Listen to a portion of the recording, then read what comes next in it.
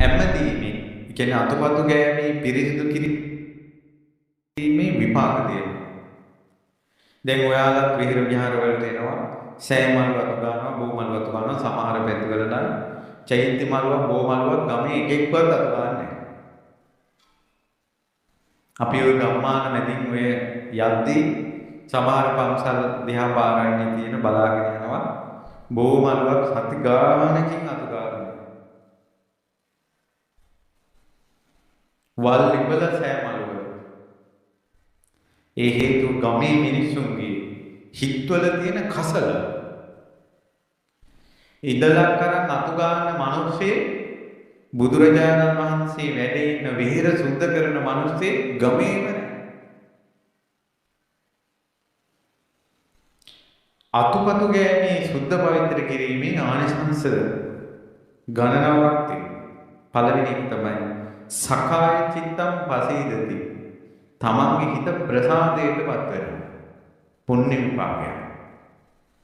අතුපතු ගෑමෙන් වෙන්නේ. දැන් ඔය මිනිසුන්ගේ හිත ප්‍රසාදයෙන්ද තියෙන්නේ දුක් ගැනවිලිත් එක්කද. වික්ෂෝප වෙලා තාඩන පීඩන ස්ට්‍රෙස් මානසික පීඩන වලින් මිනිස්සු හිතක සුද්ධයක් නැහැ. කැත හිත. පින්කමකට ආවත් අර පිනා යන්නේ නැහැ. ආසාවෙන් අර ඒ මිනිස්සුන්ගේ හිතවල ස්වභාවය. ඔන්න ඕක නැති වෙන්න හොඳ පින්කම. ඇමදීම සෑමල් බොමල්. සකාය චිත්තම් පසීදති. තමන්ගේ හිත සතුටු වෙනවා. පින්කමකට යන්නේ සතුටු හිතේ. පින්කමේ ඉන්නේ සතුටු හිතේ. පින්කමෙන් යන්නේ සතුටු හිතේ.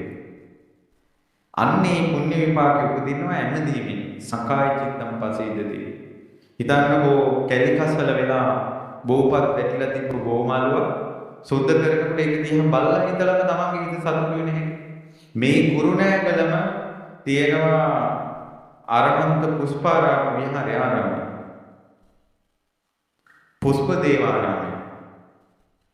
මේ කුරුණෑගලම මේ පර්වතයේ තියෙන ආරාමයේ බෝමලුව ඇමදැමද සතුටින් හිටපු පුෂ්පදේව මහ තෙරුන් වහන්සේගේ හිතේ තියෙන ආලෝකය නැති කරන්න ඕන කියලා මාරයා විස්මාරු කරගෙන ඇවිල්ලා වඳුරෙක් විදියට ඇවිල්ලා පොළකට කඩා දැම්මා. ඇයි අර ස්වාමීන් වහන්සේට අතු ගන්නකොට හිතට එන ආලෝකේ මාරයාට පේනවා ඉරට හඳට වැඩි එළියක් හිතේ. හිතේ ආලෝකයේ තියෙන අය තමයි විමුක්තිය කරා යන්නේ. ඒකට බාධා කිරීම පිණිස ඔහු විස්මාරු කරගෙන ආවා. ඊට පස්සේ එක් පොළ ටිකක් අතු ගාලා ආයෙ සතුටුයි. තවත් එළිය වැඩි වෙනවා හිතේ. ඊට පස්සේ හරකෙක් විදියට ඇවිල්ලා බොම්බෙට දාගෙන ගියා. උන්වහන්සේ ඒ ටිකත් අයින් කළා. මේ ළඟ යාත්‍රාවේ තියෙන පුෂ්පදේව මහ රහතන් වහන්සේගේ ආරාමයේ කුරුණෑගල. ඊට පස්සේ ආවා මේ ඒත් හිත සතුටුයි. ඊට පස්සේ ආවා මේ කකුල කොර වෙච්ච මිනිස්සෙක් විදියට ඇරමිටිය ගහගෙන කකුල අමන්දගෙන එනවා. අර කකුල උස්සන්න නැතුව ඇදගෙන ඉන්නේ. අර රටා දාලා අතු ගාපු මළුව කැත වෙන්න. තුරුණාතේ හිතුණා මම මේ මුළු ගමේම පින්දපාත වඩිනවා. කවදාවත් මේ වගේ මිනිස්සෙක් මම දැකලා නැහැ. අනිත් එක මේ මිනිස්සයා යන විදිහට මේ මිනිස්සයාට මේ කන්ද ලේසියෙන් එන්න බෑ. අනිවාර්යයෙන් මෙයා මිනිස් නෙවෙයි. එකපාරම හැමෝම නේද මාරයා. එතකොට මහා සෙනෙන් ඉඳලා කිව්වා ඕකේ. ඊට පස්සේ තවත් වචනයකට ඉඩ දෙන්නේ නැතුව ඒ රහතන් වහන්සේ ධම්මමනසිකාරයේ ඒ ස්වාමීන් රහත් වෙලා නැහැ. උන්වහන්සේ ධම්මමනසිකාරයෙන් පහන් සිතින් හිටියේ. ඊට පස්සේ උන්වහන්සේ වුණා මේ මොකකටද මේ මොකද්ද ඔබ මාරයා ඔබට පුළුවන් නම් බුදුරජාණන් වහන්සේ මවලා පෙන්නන්න. ඉතින් එයා තමන්ගේ බලය පෙන්වන්න මැව්වා. මවනකොට ඒ බුදුරුව බල හිතේ තිබ්බ සතුටුත් එක්ක යෝනිසෝ මනස්කාරයේ දෙන්නට එහෙම්ම අරහත් වෙනවා. කොතනින්ද පටන් ගත්තේ? බෝමලුවක් ඇමදීම සකාය චිත්තම් පසීදති. පුෂ්පදේව මහරහතන් වහන්සේගේ හිත නිකලෙස් බව දක්වාම පැහැදුවා. ඔය විවේකයක් තියෙන වෙලාවට ඔය රවුම් මියුසිකල් ෂෝ වල ඔය වැවරවමින් ඇවිත් ඉන්න එකේ පොඩ්ඩක් යන්න ඒක බලන්න. මේ පුණ්‍ය භූමිය වලට වන්දනා කරන්න. අදටත් ඒ විදිහට තියෙනවා. පරචිත්තම් පසීදති. අනුන්ගේ හිත් පැහැදෙනවා. අනුන්ගේ හිතක් සතුට කරන එක ලේසි තමයි. පුදුම එකක්. ඔයාලා වියන කෑමකින් ගෙදර අය සතුට කරන්න පුළුවන්ද බලන්න. එකෙක් හරි ඔගේ වැරද්දක් කියලා. පින්කමකින් ඔක්කොම සතුට කරන්න පුළුවන්. අනුන්ගේ හිත් පහදවන්න පුළුවන් කියනවා. මලු බෝමලු අතුගේම සෑමලු අතුගේම මලු පිටම ඇමදීමේ පිරිසිදු කිරීමේ විපාක. ඔය ඉස්සර සෑමලුවක් බෝමලුවක් අමදලා තියෙන විදිහ දැකලා ඒ කිරිහි පැහැදිලා රහත් වෙච්ච අයත් තියෙනවා. ඊළඟට තියෙනවා දේවතා අත්තමනා හෝති. දෙවිවරු සතුට වෙනවා කියනවා. දෙවියන්ගේ ප්‍රසාදය ලැබෙන පින්කමක් තමයි කියනවා දෙවියෝ සතුටු වෙන පින්කම. ඇයි දෙවියන් අපි පූජාවක් දෙන්නේ? ඒකෙන් දෙවියෝ සතුටු වෙයි කියලා.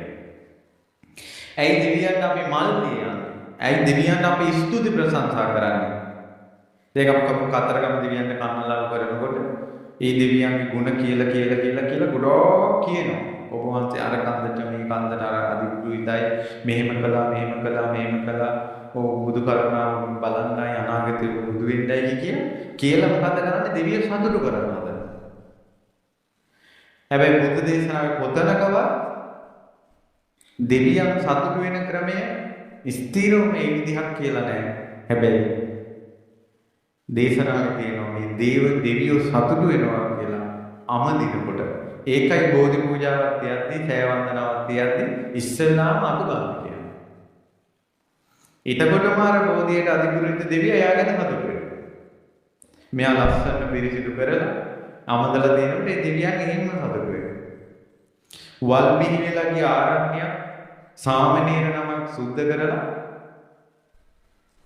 පිරිසිදු කළ මුළු දවසේම අතු ගාලා උන්වහන්සේ පෙන් පහසු වෙලෙනකොට උන්වහන්සේගෙන් එකට අහසින් මල් වැටුණා කියනවා. දෙවිවරු මල් දැම්මා කියනවා. අර අතු ගාපේකට සතුටට. ඊළඟට තියෙනවා පච්චිම දනා දිඨාන ගතන්නා පච්චති. සන්තුසානා සාසනං කතං හෝති. බුදුරජාණන් වහන්සේගේ අනුශාසනාවක් කළා වෙනවා. ඒ වගේම එතනින් පස්සේ පරම්පරා යහපත් ප්‍රතිපදාවල් පුරුදු වෙනවා කියනවා. මේ අතුපතු ගෑම නිසා.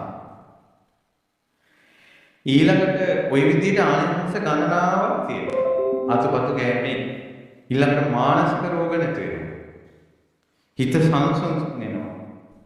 හිතේ කෙලෙස් බැහැර ගැනීම පිණිස පින හැදෙනවා. ප්‍රසාද ජනක කර්මයක් හැදෙනවා. ඒ කියන්නේ පිරිසිදු කරන අතුපතු ගාන කෙනාට පුණ්‍ය විපාකයක් හැදෙනවා. මේ ජීවිතේ වෙන්න පුළුවන් නැත්නම් තවත් ජීවිතයක වෙන්න පුළුවන්. අනිත් අයට ප්‍රියමනාපයි. එයව දකිනකොට සතුටු වෙනවා අනිත් අයට. ප්‍රසාද ජනක කර්මයක් හැදෙනවා.